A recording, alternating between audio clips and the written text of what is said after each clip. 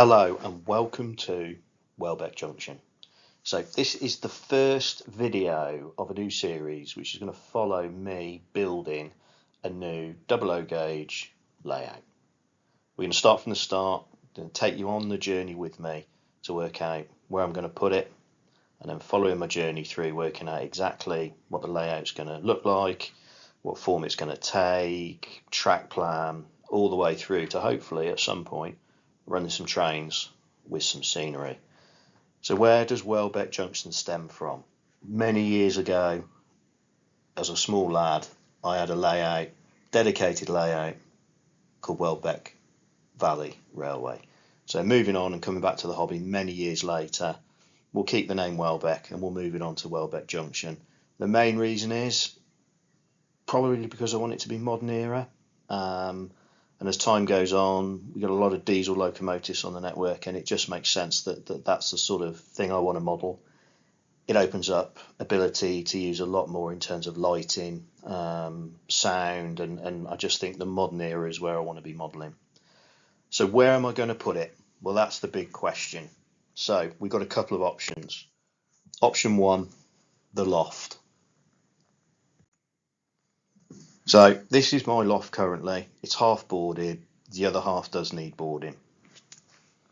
I can stand up, I can walk around. I have got the common issue of modern houses and roof trusses. The odd extractor, and then a ridiculously small loft hatch, which being of a slightly wider stature does give me a challenge going up and down on a regular basis, but it is a good space. So moving on to a highly technical and advanced drawing of the loft, you can see the shape and the form that it takes. So we're looking at about 15 foot by 16 foot. So it could give up to something like a 62 foot length of track right on the outside running line. It would probably be shorter than that in realistic terms once we've done the layout and put the boarding down. The red lines on there denote maybe a running line, so we could have a full loop. We could also have a peninsula coming off of that and running round the roof joists. The blue lines denote probably where I'm impeded by the roof joist, so that's either side of the roof and then through the centre section. The green rectangle, that's my loft hatch, roughly where that's coming up. And then my two yellow brackets, that's the word I was looking for. The two yellow brackets are probably where I'd want to put a fiddle yard. So fiddle yard's got to come into this. Very much want stuff running and running around, so I can sort of sit back and look at it and enjoy it. And the ability to have stuff coming in and out of a fiddle yard's important. So that's sort of an initial thought where the fiddle yard would go. That would sit over the extraction from one of the bathrooms, etc. as well. So it sort of felt like on an initial glance that's where I'd pop it. Pros for this sort of setup in the loft, we're going to get a massive track length. We can get good peninsula into that as well. And it's sort of a semi-dedicated space. Nobody else is going to be up there apart from me and the Christmas decorations, of which I assure you there are plenty. As well as some large illuminated reindeer which get in the way every time I go up in the loft. Might be a good time to get rid of those. Cons on it, we've got massive temperature fluctuation in lofts. As everybody knows, it's far too cold in the winter, it's far too hot in the summer. So that probably gives realistically 6-ish months a year of usage. That's a massive con if you want to get up there and do bits and pieces as and when you've got time. Roof joists are an issue. I squeeze between them at the moment, and I can move round up there. Would that get on my nerves? Possibly. There's a lot of prep to go into it. I've done half the floor, but if that is going to be the space, I'm going to want to insulate the roof. I'm going to want to board it out so it's a nice, light, usable space. I have already got full mains power up there, and I've also got LED lighting up there to light it initially. Although it would need some more specialist lighting. Deck height or running board height is an interesting one with the eave, so it's probably going to be slightly lower than ideal, so I'm going to be doing a lot of bending. I'm going to need to sit, and with the roof joists in the way, that's probably a consideration. However, there are some fantastic loft-based layouts out there. Everard Junctions is fantastic, although they don't suffer with the issue of the roof joists. And then there's Dean Park as well, and that one does navigate around the roof joist. So it can be done, and it can be done very well. Power and lighting I've covered, that's all up there, although it would need some improvements, more sockets I'd need sticking around the room, and I'd also need some hanging LED batten lighting to light up the layout, which would sort of get natural shadow from where the lights are at the moment when you stood in front of it. We need to ensure that we've got other storage for the copious amounts of Christmas decorations that are up there, so whatever deck height would need to be, there would need to be storage underneath that deck to take the Christmas decorations. There might also be one or two bits of my own stuff up there as well, but I'll blame it on the Christmas decorations. And then access is another one. The hatch is tight. It's in a more modern house. I have got the capacity, if I want to make that hatch bigger, I have got the space in the room below, and I have got the space around the hatch at the moment to be able to make it longer and put a drop ladder in it to make it easier to get up and down. So that's the loft. That's option one. I have got a second option. The garage. So the garage, let's have a look at the space. Currently, as per many garages that don't ever have cars parked in them anymore, because if you park your car in there, you can't get out. It's full of everything else. The people that lived here before fashioned some sort of breakfast bar on the left-hand side and some cabinets on the right-hand side, and coincidentally managed to drill thousands of holes in every single wall. But apart from that, it's a single garage, nothing more to be said. It's got the normal garage issues of holes everywhere by the door, which blows in everything possible that you could think of. And again, another highly technical overview drawing. So we're looking at about 7-8 foot wide, about 16.5 foot long. That would probably give us a running loop of around 48 foot maximum. The green space there is where the door comes into the garage from the house, and the yellow brackets again denote potentially where we'd want to put a fiddle yard. The blue dotted line down the bottom, now that's probably what I'm going to have to lose to insulate the front of the garage door, and we'll come back to that in a minute. So pros on the garage layout: incredibly easy access. I've got a door through from the house into the garage, so literally stroll in and out.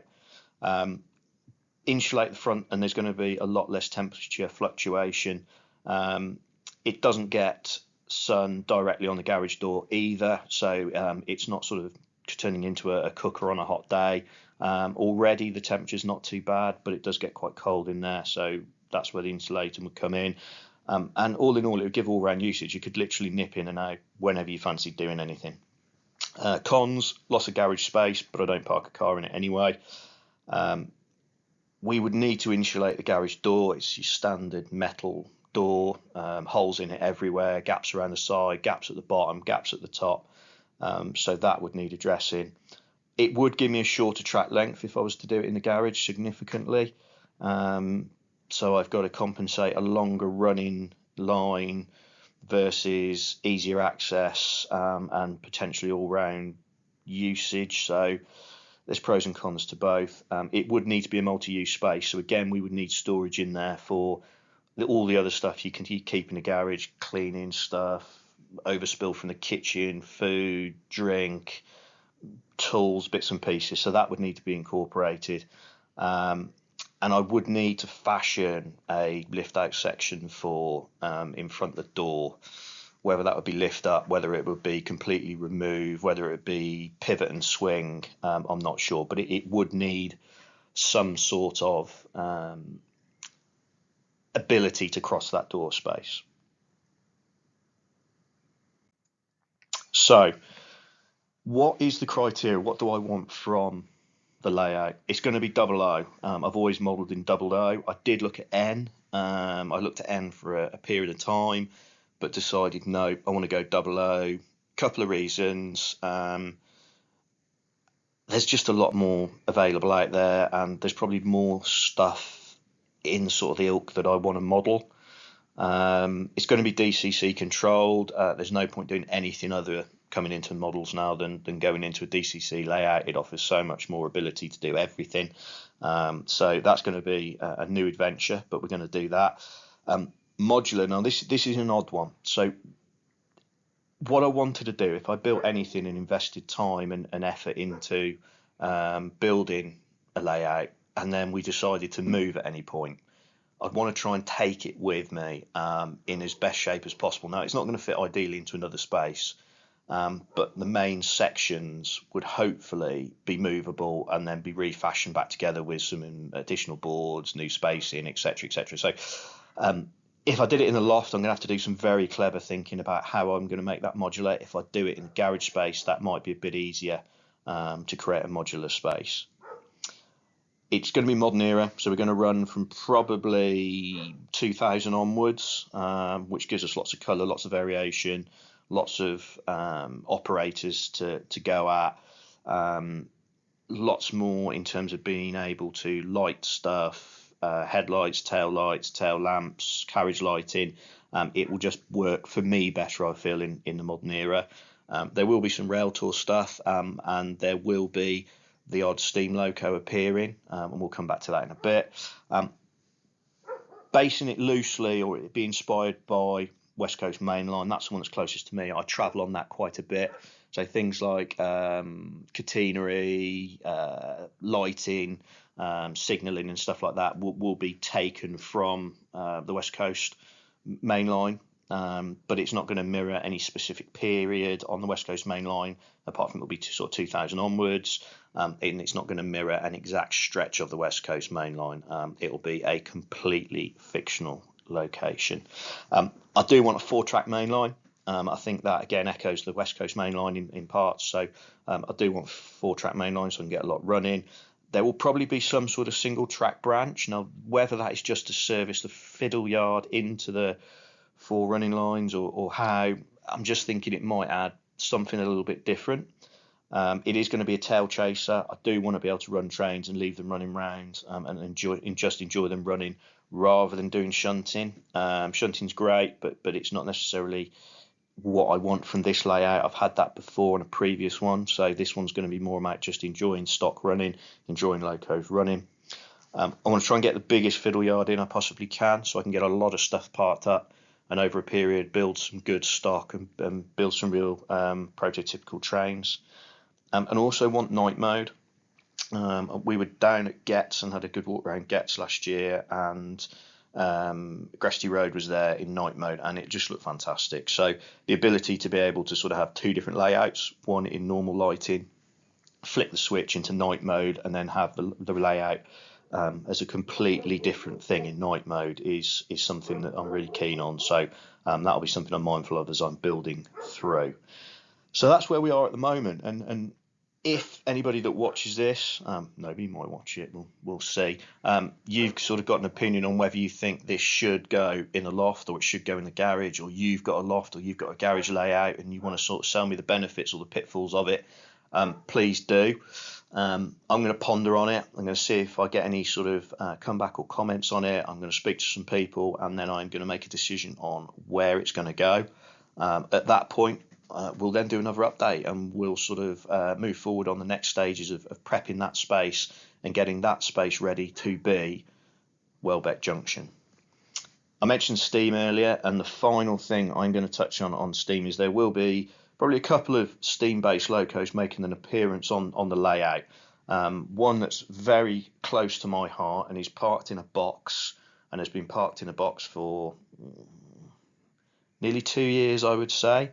Is a Hawksworth 060 in preserved livery, which is this one. So this is the 1501, and here is a very cheeky link to the 1501 Pannier Tank Association, who are always in need of some people either donating or buying a couple of quid of shares to help it run. So this one will appear on the layout. I'm a shareholder in it, and it is something that's very close to my heart. So for that reason, although I'm modelling a modern era diesel layout, the 1501 will appear, pulling a rail tour and that one's currently based at the Severn Valley Railway. So on that note, I'm going to thank everybody for watching if you have watched, and any feedback or comments on where I should put this layout. Should it go in the garage? Should it go in the loft? Please drop a comment below, and I will be back in a few weeks with a decision and hopefully some progress on where this layout is going to be. Thanks ever so much.